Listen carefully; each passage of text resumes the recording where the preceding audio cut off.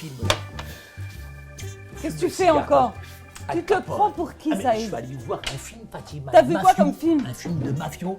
C'est un gars, malgré toutes ses magouilles, etc., il avait tellement d'argent, il a brassé tellement d'argent. À la fin, qu'est-ce qu'il fait? Non? Catastrophe. Il fait quoi? Il donne tout son argent à l'église. Tout son Mais argent à l'église. il a eu comment Ça, son c'est argent? un homme. Il a eu comment son Bah, argent? dans la magouille, dans le trafic. Mais non, mais Saïd, c'est un tu peux mafieux. pas. Si c'est de l'argent du trafic, tu peux pas le donner à l'église. Mais il a quand même donné, il a raison, c'est Mais pour la non, gloire de Saïd, Dieu. je suis pas d'accord avec toi, c'est de l'argent sale. Hein. Mais avec ça, il va gagner le ciel, il non, va gagner il sa aurait place au dû paradis. rendre l'argent aux personnes à Mais qui il va racheter il ses avait péchés volé. avec tout l'argent, il Mais va non, payer. mais on rachète pas ses péchés, Saïd. Tu sais que c'est une grâce en fait. C'est pas par les œuvres qu'on est sauvé. Là, tu confonds là, Saïd. Ah ouais, alors on fait rien dans ce cas-là. Si on n'est pas sauvé par les œuvres, on fait rien alors dans ce cas-là. Vous les chrétiens, tout est La facile avec Bible, vous. elle dit que premièrement, on est sauvé par grâce et non par les œuvres.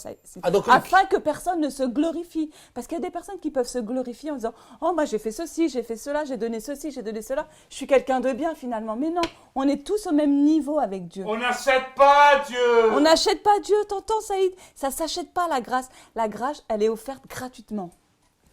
Qu'est-ce que tu veux dire, Fatima? Là tu es en train de suggérer finalement que, voilà, on n'est pas sauvé par les œuvres. Dans ce On cas-là, est sauvé par la grâce. C'est ce que dit la parole de Dieu. dans ce cas-là, on fait rien alors. Non, c'est pas ce que j'ai dit. Il faut d'abord reconnaître qu'on est sauvé par la grâce. Moi, j'ai l'impression que c'est une pensée qui quand même s'infiltre de plus en plus dans le monde chrétien, où de plus en plus de personnes pensent que finalement, c'est en faisant certaines choses pour Dieu, finalement, qu'on va atteindre le ciel. Mais oui. C'est vrai que cette notion de grâce, elle est importante.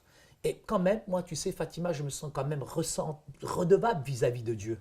Je pense que quand même, Dieu, il a payé un prix fort. Alors, moi, de temps en temps, à l'intérieur de moi, j'ai comme envie de, comme le mafiot, d'essayer de gagner la faveur de l'Église, la faveur du pasteur. Ça, c'est la vrai. Ça, faveur c'est de toi, Dieu. Saïd. Et j'essaye de payer certaines choses. Mais j'ai vraiment que l'impression que toutes mes bonnes œuvres, finalement, sont inutiles, finalement, quelque part. Alors, moi, j'essaye de faire valoir, je dirais, les choses. Mais comment faire? Comment faire, finalement? Ça voudrait dire que tu crois que le salut vient de toi si tu fais des choses pour plaire à Dieu. Il faut d'abord que Mais tu quelque part, ça vient reconnaisses. de moi. D'abord, il faut que tu reconnaisses que le salut vient de Christ seul et que c'est seul Dieu qui nous sauve. C'est pas nos œuvres, premièrement, et que c'est la grâce et pas autre chose.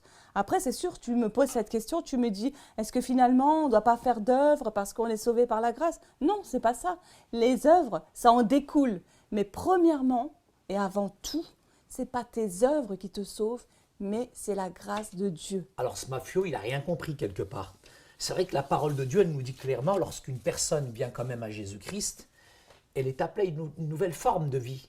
Donc, toutes les choses, Fatima, du passé sont passées, mais elles ne sont pas dépassées puisqu'il les a toujours quelque part. Donc, avec ce qu'il a accumulé, finalement, ce n'est pas des choses qui sont bonnes. La vieille nature est là. Je crois qu'il faut la crucifier. Et cette nouvelle nature nous amène à faire des œuvres qui sont bonnes.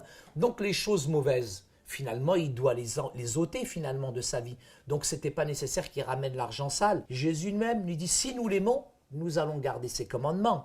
Dans Jean au chapitre 14, au verset 15, oui, nous devons faire quand même de bonnes œuvres, mais ces œuvres, elles doivent être quand même agréables aux yeux de Dieu. Donc, si ce mafiot avait quand même lu la Bible, je pense qu'il avait une pensée qui s'était infiltrée, qui était mauvaise. Donc, il manquait quelque part d'enseignement. Donc, mais comment gérer quand même continuellement, je dirais, cette tension à l'intérieur de moi? Moi, je veux être agréable aux yeux de Dieu et je ne veux pas compter toutes ces bonnes œuvres, etc.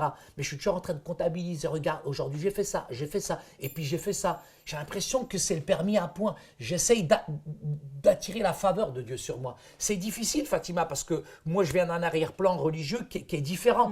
Et j'essaye toujours de Tu veux toujours mettre dans la balance, en fait. Ouais, je veux toujours mettre dans la balance. Non, mais Et ça va contrebalancer mes mauvaises actions. Tu n'as plus besoin de faire ça. Et Tes mauvaises qu'est-ce que je dois actions, faire alors? Tu peux demander pardon et Jésus est capable de te pardonner tout ce que tu as fait. Et ça, c'est merveilleux. Mais c'est facile. Mais tu sais, je vais te raconter une petite histoire. Une Tu petite, sais, pourquoi pas une grande? Bah écoute, elle va être pas très longue, donc c'est pour ça que j'ai dit petite. Tu sais, ça me fait rappeler nos enfants. Quand je leur demande de faire des tâches ménagères, oui. Ils sont pas contents.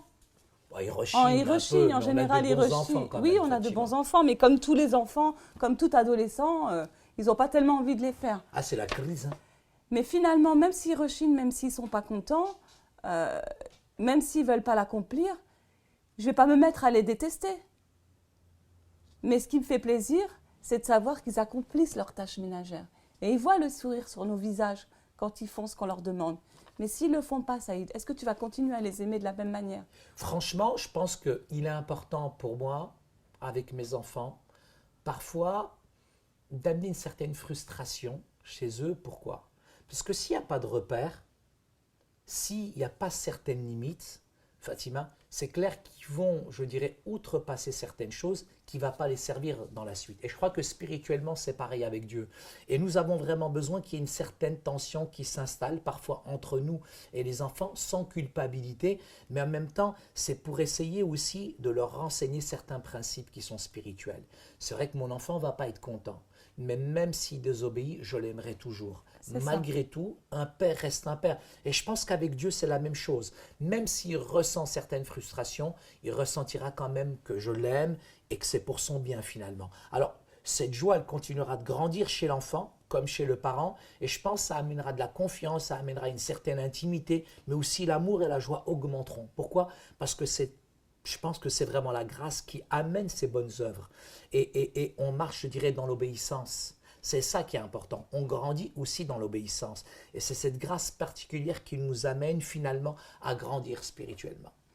Je crois que l'exemple était pas mal avec les enfants et c'est la même chose en fait. Quand Dieu nous a adoptés, on est devenus ses enfants. On fait désormais partie de sa famille, Saïd. Et quoi qu'on fasse, même si des fois on agit et on lui déplaît, Dieu nous aime toujours de la même manière. En fait, on a quand même envie d'accomplir de bonnes œuvres quand on a connu Dieu, quand on est rentré dans cette relation avec Dieu, quand on sait à quel point il nous a aimés, quand on sait à quel point il nous a pardonné. On a envie de lui faire plaisir. On a envie qu'il soit content quand même de nos actions. On a envie de rentrer dans cette intimité avec Dieu.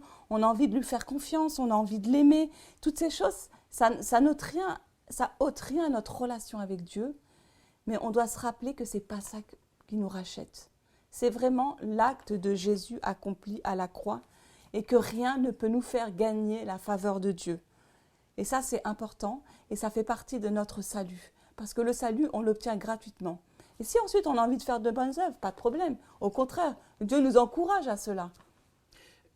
Tu me rappelles finalement l'Épître aux Romains au chapitre 11 qui nous dit justement que c'est impossible finalement de lui redonner tout ce qu'il nous a donné.